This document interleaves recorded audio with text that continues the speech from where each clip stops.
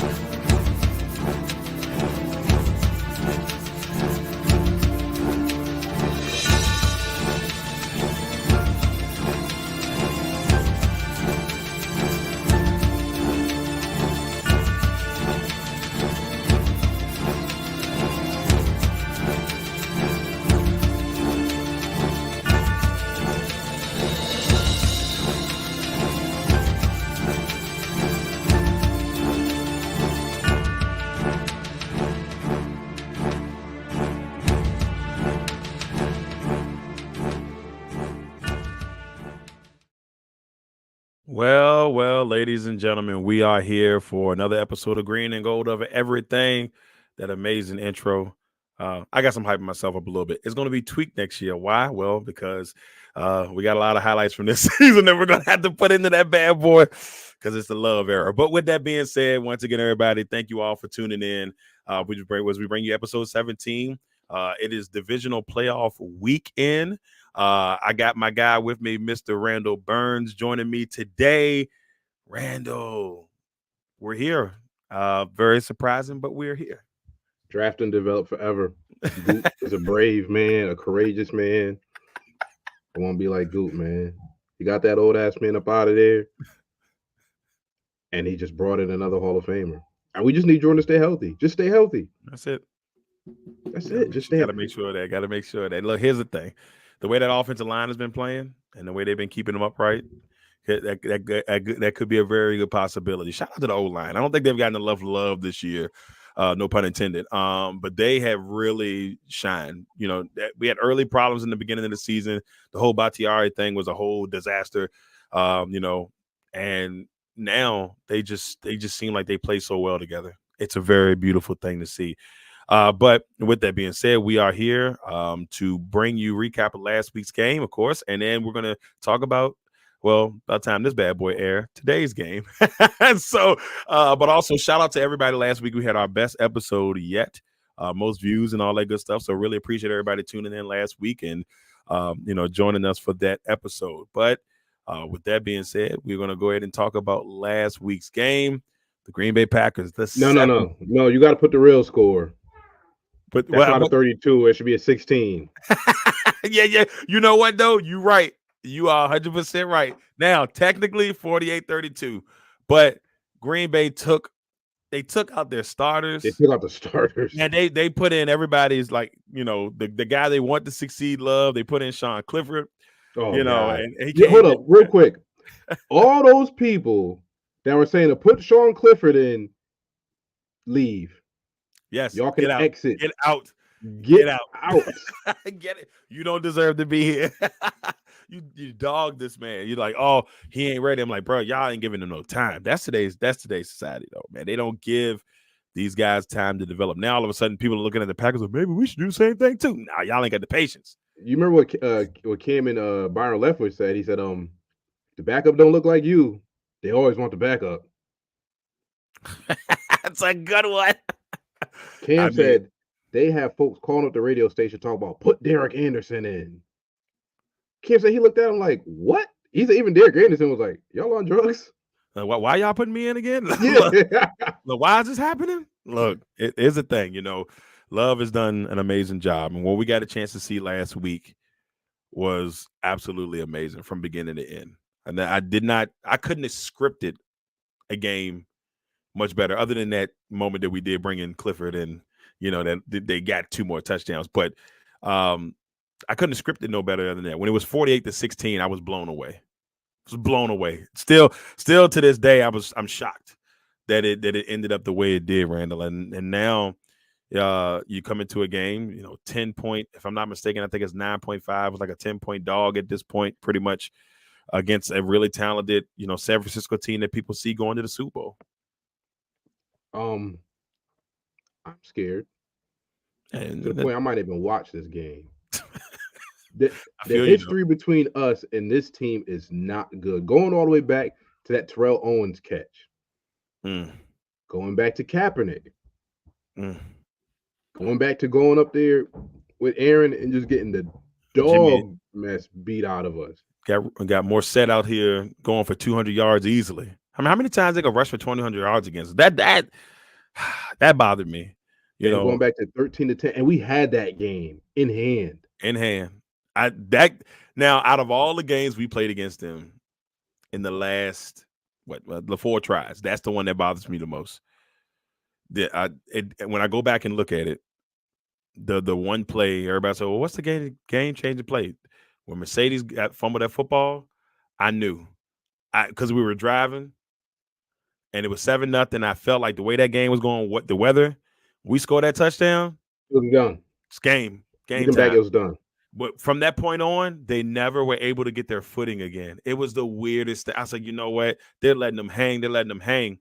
And our special teams, I think me and you talked about, me and you and Deshaun, and shout out to our guy Deshaun getting over pneumonia, man. We love you, brother. Get better, bro. Better. And I remember we talked about it during the season. I said, man, special teams is going to cost this team in the playoffs. And what did it do? Cost the team in the playoffs. Now that's not our weakness at all. Well, semi-weakness at all. And I look at it and just say, that game bothers me to this day. That one bothers me out of all of them. That's the worst one. Kaepernick was just better in those other games. But that one, that should have been, hey, man, hosting the NFC Championship game against, I think it was the Rams that year. It would have been the Rams, yeah. Didn't happen. So it is what it is. But looking at this game from last week, when we got a chance to see the return of Aaron Jones. I mean, we talking about, and I mean by return, the greatness of Aaron Jones against Dallas. 21 carries, 118 yards, 3 touchdowns. And I'll be honest with you, like the last time they played, he had like 4 or 5 touchdowns. And so this time around, I was like, he's on this path again. I don't know what it is about him playing in Dallas, but he's special in Dallas, Randall. Special. I mean, from Texas. That helps. And, man, I just wish the dude was at least 215, 220 pounds. Oh, my God. Like, they have him listed at 195. He might be $180. And McCarthy said it. He was like, he's not durable. But, man, that dude is special. Man, when he's feeling it, we were hurting middle of the season when he wasn't there. You could see it. It was tough. Dylan did what he could do. And then, the other guys just kind of supplemented in there when they could. But when he's going, like if you watch these last couple of games where he's been healthy and he's been going, dangerous. He's had a little bit of rough luck against San Francisco as well. And I'll talk about it, I guess, a little bit later. But I think this is a redemption year for him. He keeps hearing people tell him that he's not that guy. And I think he's out on a mission to prove him wrong, bro. You know what's crazy?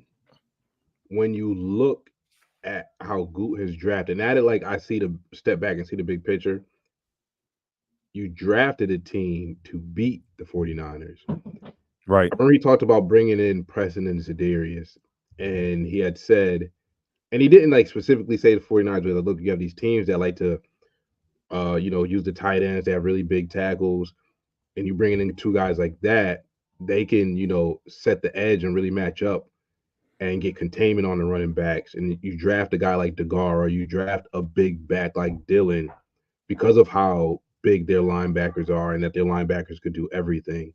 And they're trying to create these mismatches. When you look at Gary's size, you look at Van Ness's size, he was trying to build a team that could beat the 49ers.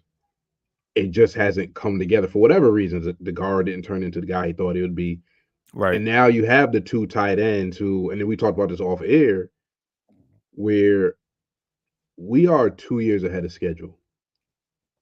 You think about what this team can look like if everyone is healthy in 2025.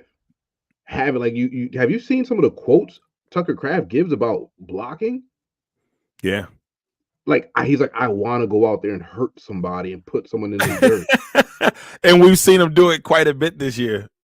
And then you look at the athleticism of Musgrave, and you have these speedier wide receivers who run precise routes. Offensively, the team is designed to beat the 49ers. Defensively, the people are there. I don't know what Joe Barry's running. He got to call the best game of his But life. shout out to Matt because he said, I'm going to put my finger on the defense. And he, last couple of weeks, it's looked like he's put his finger on the defense. Right. So thinking back to it, when we lost 13-10, was Barry the coordinator? Yes. I believe Barry's been there. This is his third year. Okay, If so I'm yeah, not Barry mistaken. was the Yeah, he's been coordinator. there. He's been there, yeah. The difference is we had Zadarius back then. Yeah. And Van Ness isn't Zadarius yet, but he has that body type. Mm-hmm. Like Van Ness is going to have to play the game of his life. They all are. Yeah. They all are. And I mean, from this point on, and other people, the most fun quote the last week has been house money. They're playing on house money. I've heard that for the Texans. I've heard that for, the Packers. That's what I'm hearing for both of these teams. But it feels that way to an extent. But if you know, when it comes to that rivalry, that look, man, a loss here is you don't want it to happen. Don't need it to happen. I can't go 5-0. It's tough because we're not supposed to be here. You're right. Remember, we said at the beginning of the year, we're trying to figure out we got a quarterback. We're trying to figure out who's going to be here in the long run. Mm-hmm. But now we're here, and our emotions are into it. Everything has changed. Like everything's like, all right. So now, how do we approach it? Because now, and we've talked about, I think, maybe a couple weeks before the season, and we said like, well, you really don't want the team to. It's like we want them to do well, but if they don't do well, that's okay too. That's how the vibe has gotten. Yeah. Now they got into the playoffs, and you're like, all right, if they win this week, well, whatever. Yeah. But if they, now they won the game, and now we're greedy, and now you're here, and you're like, all right, got to be a little greedy now. Yeah, now we're like, I like how this feel. I like how it feel, And last week was great. I mean, I was over here dancing and stuff. Kids and my wife over here recording me while I'm over here, dancing and bad knees and all, but it felt great. But what could feel better? Beating these guys. I'm gonna tell you right now at 11 o'clock tomorrow or today. I'm gonna tell you right now, I will be on cloud 30.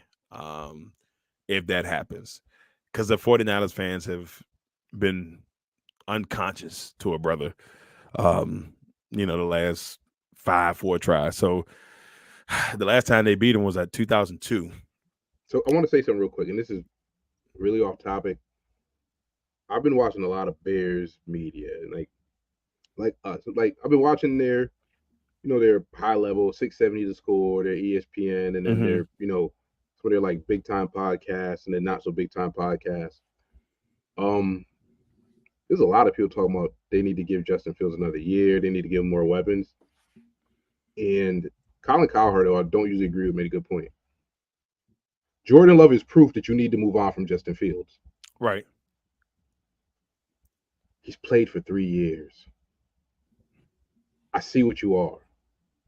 Granted, the team didn't do him any favors. Yeah, 3 offensive coordinators don't help. Yeah, it But doesn't help. somebody made a good point. All right, who was I listening to on ESPN? They said you can lower a quarterback's ceiling if you ruin him too early. And they said they think that's what happened with Trevor Lawrence. Like that Urban Meyer thing just brought his ceiling down. And I think it's the same thing with the Bears. But the fact that Jordan looked shaky and then the light went on and now he looks elite. And you've given Justin Fields 3 years. Like look at Stroud. Stroud's number 2 receiver goes down. Tank Dell was an awesome year. When he went down, he had 700 receiving yards. Yeah, he was killing it. I'm not, and I got to say this real quick. I wanted him bad because So do you know why he didn't take him? Yeah, I know why now. His measurable, no, not even that. His measurables of that are of Amari Rodgers. And Goop said when he made the Amari Rodgers pick, he went outside the Ted Thompson, Ron Wolf, whatever wide receiver measurements. And he was like, every now and then you do that. He's like, I couldn't do that a couple, so close. He said what he does regret is, though, that Nico Collins is a Packer build receiver. And right. he should have taken Nico Collins. But Jordan flipping the switch like this is proof you need to move on from Justin Fields. Yeah, I feel a little bad for him a little bit, but I think wherever he ends up going, and a lot of people keep saying Washington, which, if Ben Johnson is the guy that takes over there, I think that could be good for him. Ben Johnson's a great young man in the game. So, I mean, and if all these rumors of, not even rumors, but Cliff Kingsbury is interviewing for the offensive coordinator job, he's definitely gone. So here's my thing. You say, and every time I hear people talk about Justin Fields, he's such a great guy, that's good, but he's not a great quarterback. And then I hear these things, people saying, oh, well, if you trade a first-round pick, why would you trade a first-round pick for this guy? I wouldn't trade a first round. I wouldn't even give a second-round pick for him. He holds the ball too long. You saw what happens when the Packers get pressure. He can't find his reads. One thing you could always say about Jordan, going through his progressions was never an issue. Knowing where the ball needed to go was never an issue. Now I look back to some of those earlier games, it's like, y'all receivers wasn't in the right spot. Y'all were dropping the ball. One thing Matt keeps saying, he goes, with my offense, I'm going to give you all the answers. And he said this, he said, I have the number of steps you need to take in a drop on every play. I didn't know Matt played quarterback in college, and then he played in indoor football league. He's like, yeah, I wasn't talented, but you know how it is, they always say, these guys that aren't as talented, I have to work harder. I have to know the playbook inside out. Right. But Matt was like, what I'm always going to do is give the quarterback the answer. I'm always going to give you where you should go or could go. And he goes, if you go somewhere else, fine, but I'm giving you options. And Jordan almost always picks the right answer. That play to Wicks, he wasn't even supposed to go to Wicks. And then Matt said, he goes, but that's where you see an elite processor take over. I think Watson was where the ball should have went. He said the way to play design should have went to Watson. And Watson was open. But Jordan's knowledge of the system in the game was, yeah, but I can fit this ball to Wicks. Yeah. I have not seen that with Justin Fields. And Justin Fields seems like a hell of a dude. Yeah. I'm not making him my franchise QB. And you see what Jordan has done in year one tells you, we need to go get, whether it be Caleb, Drake Mays, any one of these other dudes and figure it out. And y'all messed up by keeping Matt Eberflus. I didn't like that move as well. And I mean, but look, I like it, but I don't like it. As a Packer enthusiast, by all means, you continue to do whatever you got going on. But I didn't like the move for them on a personal front. I think they could have moved on, but it's been a revolving door there. Quarterbacks. Well, I don't like it because they're doing a thing where, okay, well, I'll keep the coach. He's not an offensive coach, and you see what happens. You either I think Stroud is proof that some quarterbacks just are going to overcome no matter what, but they also have a really good offensive coordinator. But the fear is sort of like the Josh Allen situation. Well, I'm going to lose this offensive coordinator, and I need to hope I find a good one. Where in the Shanahan, McVay, LaFleur thing is, oh no, my head coach is a great offensive mind, and he's going to mold my quarterback. So if the Bears say they take Caleb, Eberflus is gonna get fired no matter what at the end of the year because unless Caleb comes in and plays like Stroud, you're gonna put it on him. Now Caleb's got to get a new coach, possibly a new offensive coordinator. I think if you're gonna draft a quarterback in the top 5. Your head coach better be an offensive-minded head coach. Mm-hmm. And I say all that to say this: be like the Green Bay Packers. We know what we're doing. We get offensive-minded head coaches. We sit the QBs, and it just works. It just works. But It works. I think with some of these franchises, they don't have the patience. I think now Green Bay is at the point where they can continue to do this.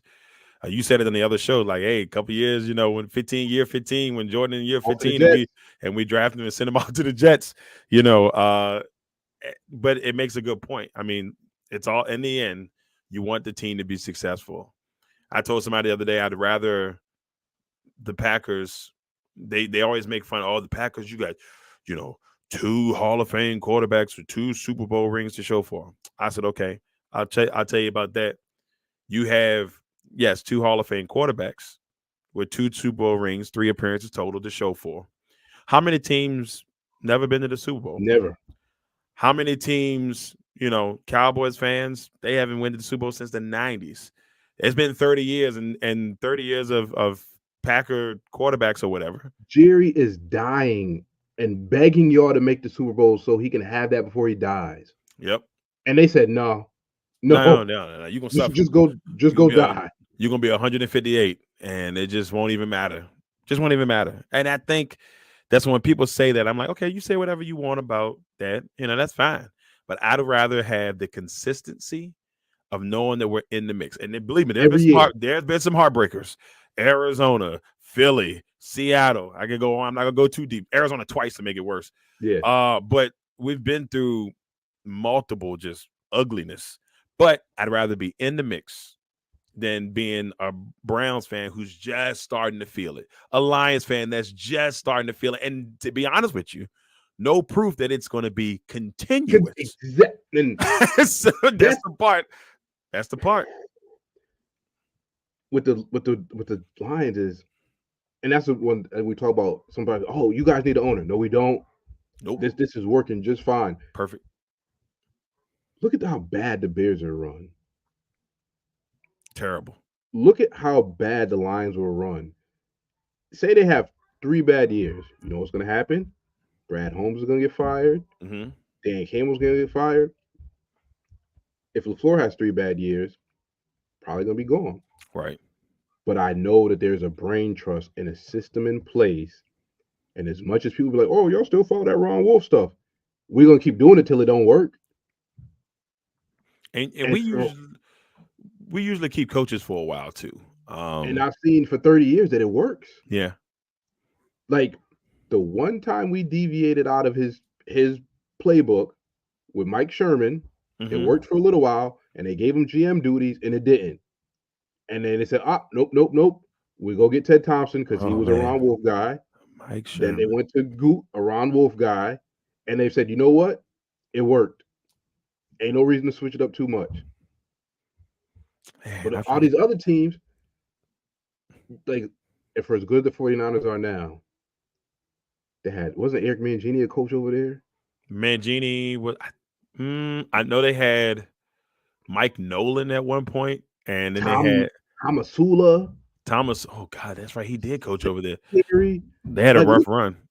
Every team, we can point to every single team outside of the Patriots and the Steelers and be like, damn, y'all have gone through some deserts. Every single team, except for us. And that's the thing. So I will take what we have. When people say, "Oh man," I'm like, "Man, whatever." Y'all don't understand. I was like, I will take being in the mix all the time, and that's what people are jealous about. I keep seeing all these reels. People are, "Man, the Packers have done it again." You damn skip it. You damn right. You damn skip it. Next one before we head into our 49ers preview. Real quick, defensive player of the game. And this was a little bit tough for me because I thought the defense played well as overall. But when you get the pick 6 that just changes the entire everything, I wanted to give it to Darnell Savage. He's had a hit and miss year for the most part. He out with some injuries. You see in the picture, Jair Alexander, who also got a pick who I ain't gonna lie to you, I thought that he didn't get touched on the play, but I had to go back and look at it, and he barely, He didn't barely get got touched. nipped. He did. I didn't think he got touched, bro, and I thought there should have been a touchdown myself. There would have been 2 pick sixes, but the Savage pick was clean, and there was nothing but grass. Yeah. And it just made me smile. I was on the way back from my brother's birthday party. I'm out here smiling like a chess cat, as the young old folks say in the country. Oh, chess cat. But I was out there feeling great. And I love this defense being I've been saying it wrong all week. Opportunistic. There we go.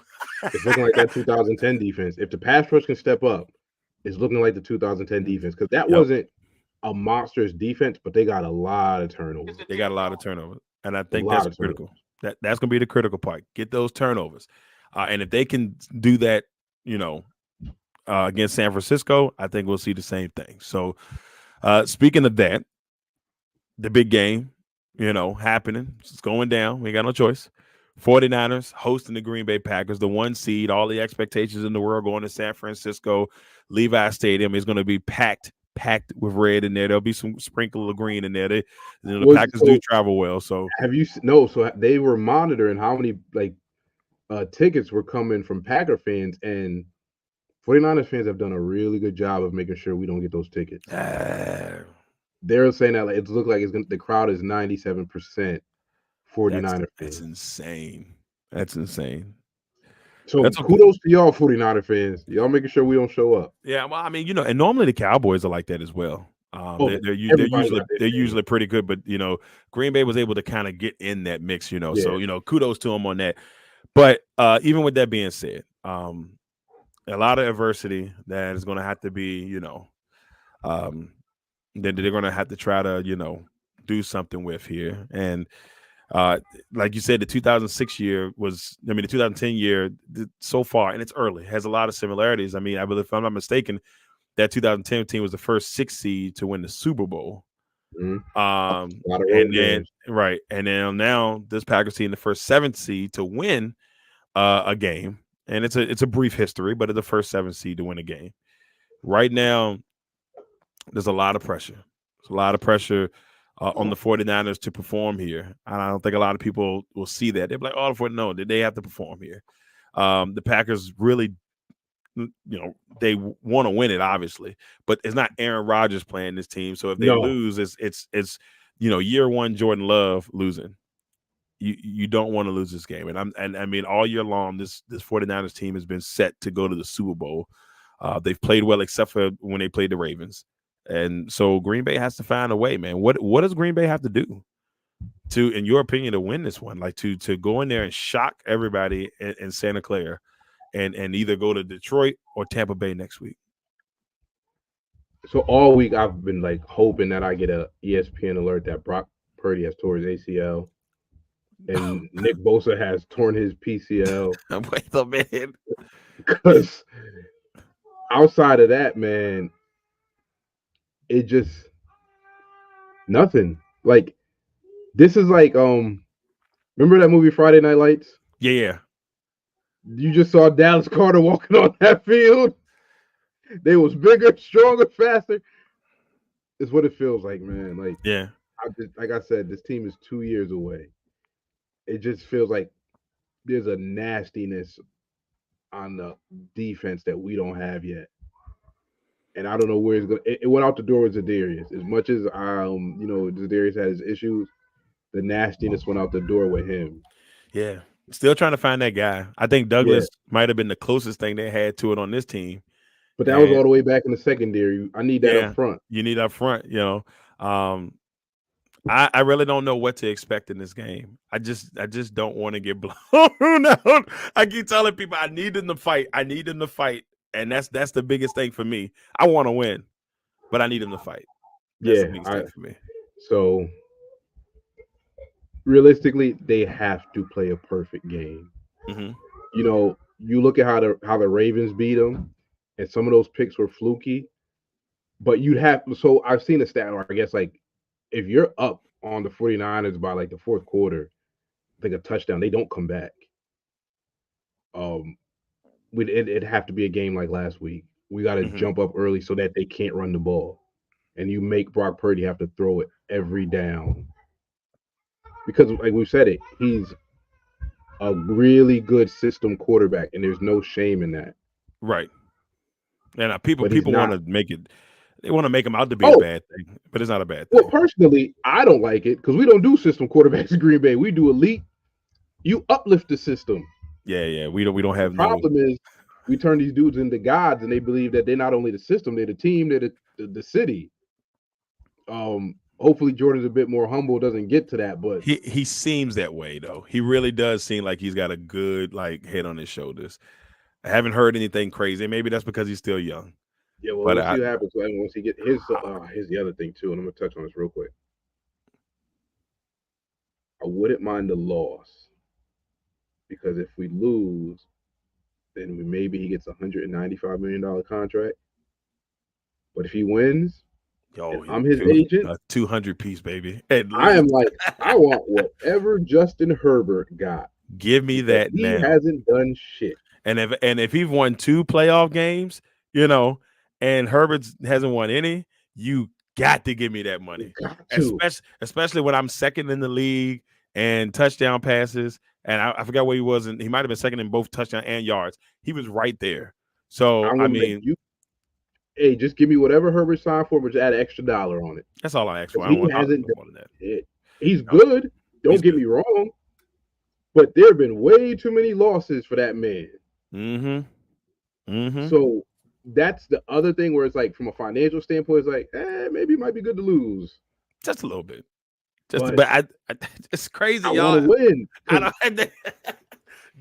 That's the dynamic, man. Like it's he's like gonna cash out. you want to win. You want to win. And you say to yourself, but man, if we win, like, what is that? I don't know. Don't let him get to the Super Bowl.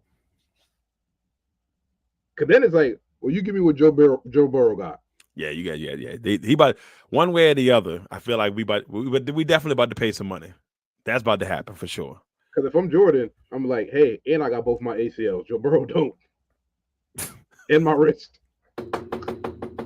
Look. Oh yeah. Oh man. Knock on the wood, bro. Knock on the wood. Come on. Look. But I had a couple of keys, and I'll get you to give me your keys. But these are my keys to the win for the Packers on Sunday or Saturday evening. Aaron Jones must continue to play out of this world, and the way he's played the last couple of weeks, he's been able to set up that play action that we talked about. I think that's going to be critical to have Aaron Jones continue to play out of this world. And it's going to be tough against a very stingy defense. The Fred Warners, the Bosa's, the Armsteads. You're not going up against a lackluster defense here. So you're going to have to play lights out. And I'm not going to be surprised because I got a feeling Matt's going to do some trickery in this game. And I know we don't like it from time to time, but it may be something. I don't want to see the razzle-dazzle jet sweeps. Leave that at Green Bay. No, don't do that. So, and then number 2, force Brock Purdy to make mistakes. We've seen it happen, and when it does happen, it happens badly. So I think that's going to be key. You gotta force them to make mistakes.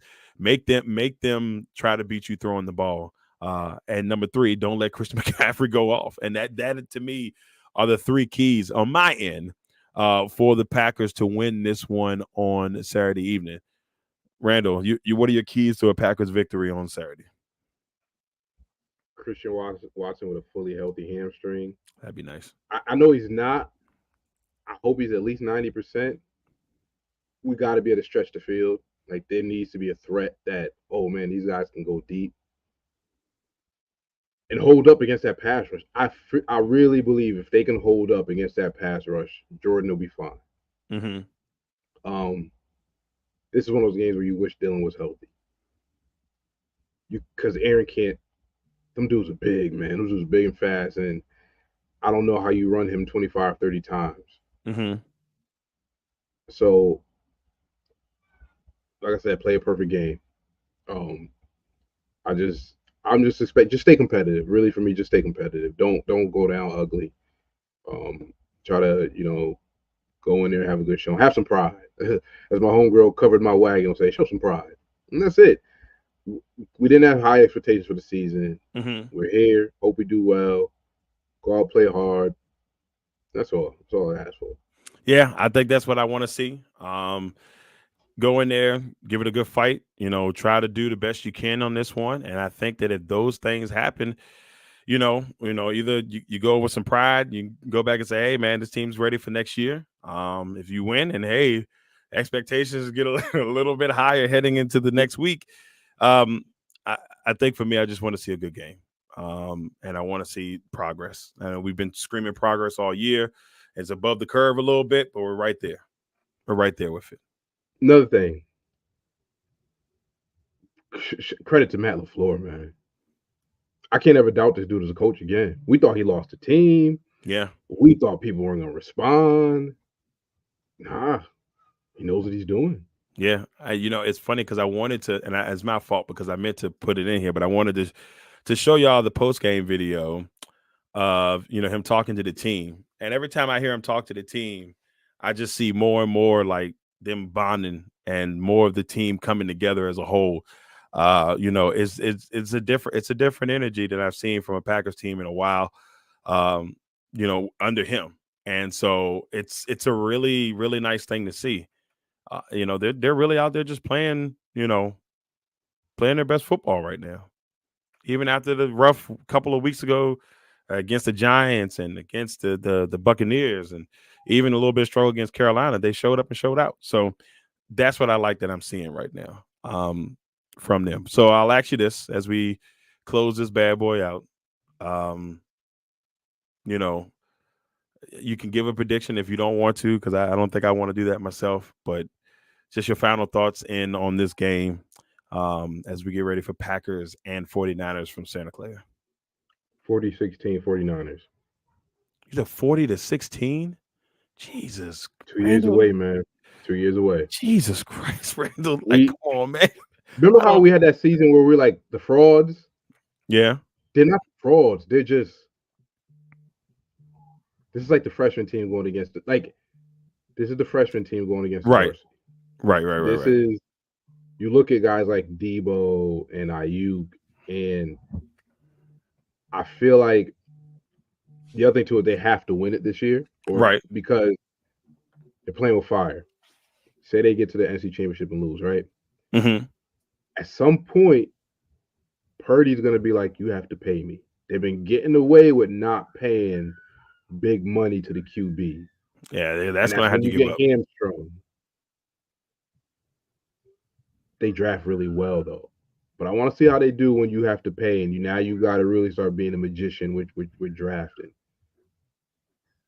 But I think this is just it's the varsity coach and his freshman coach who I gave you the playbook. What have you done differently? You know what I'm saying?